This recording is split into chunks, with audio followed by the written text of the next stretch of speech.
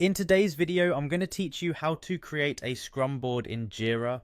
Scrum boards are powerful tools that help manage agile projects effectively, providing clear visibility and better team collaboration. If you're ready to streamline your project management process, you're in the right place. To begin, you'll need to log into your Jira instance using your credentials. Make sure that you have access to the right instance and the necessary permissions to make changes. Once you're logged in, you'll see the Jira dashboard, which serves as your command center for navigating various functions and features.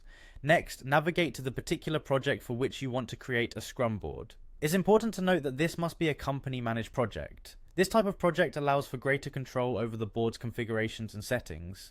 Locate your project in the sidebar or use the search function to find it easily. Once you're in, you'll see a comprehensive overview of your project's issues and activities. Now, it's time to create your new board. Look for the plus sign conveniently located next to the project's name at the top of the page. Clicking this button will allow you to start a new board. From the options presented, select Scrum to create a Scrum board. This choice will empower your team to work iteratively, completing prioritized tasks in manageable increments. Once you've selected Scrum, you'll be prompted to set a name for your board. Think carefully about the name, as it should clearly reflect the project or the team's goal. A descriptive name makes it easier for all stakeholders to identify and navigate to the appropriate board.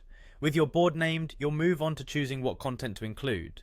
A drop-down menu will present your options. Here, you can specify which existing issues or criteria you want to display on the board. This selection ensures that only relevant information is highlighted, helping your team focus on priorities without getting overwhelmed by unnecessary details. The next step is quite straightforward. You'll need to click on Create to finalize the setup of your Scrum board.